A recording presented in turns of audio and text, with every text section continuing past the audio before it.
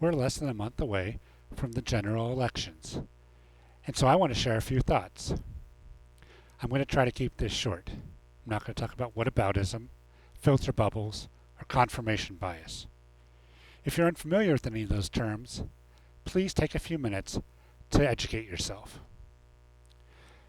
When I think about the office of the President of the United States, the top of my priority stack for attributes is leadership. I want a president who can lead our country with integrity. I want someone who can be an example to all of our citizens, not someone who is setting themselves up for personal gain. I have no illusions about politicians. They're not perfect. They have flaws, biases, and blind spots. But I hope we can find someone not plagued with racism, misogyny, and divisiveness. I hope we can find someone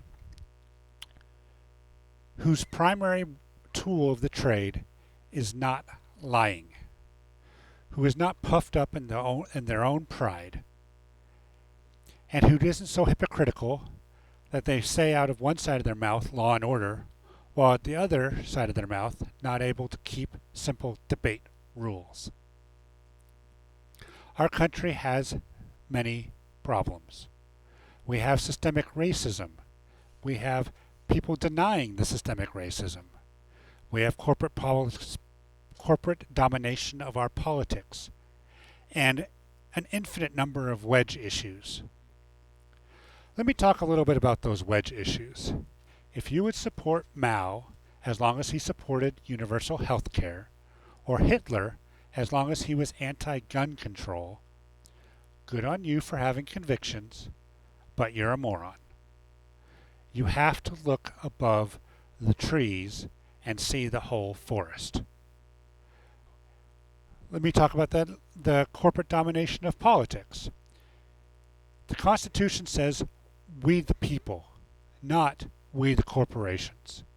We need to do the solutions that are best for us, the people. We need to do these solutions in a way that is enduring.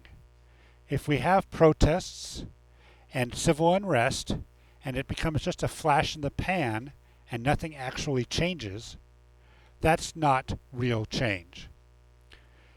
If we use these flash in the pans as an opportunity to blame the opposition rather than an opportunity to really improve, that's not leadership.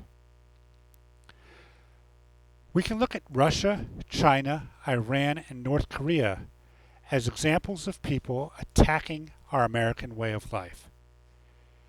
If people are attacking our American way of life, they are aligning themselves with Russia, China, Iran, and North Korea. The media is far from perfect, but it's also far better than getting our news from the gutter. I'm tired of being gaslighted. Gaslighting is emblematic of an abusive relationship. I am tired of the far right saying that nothing is real, nothing is true, and we can't trust any of our American staples. That's not leadership. That is abusive gaslighting. We deserve better leadership. Vote for Joe Biden on November 3rd.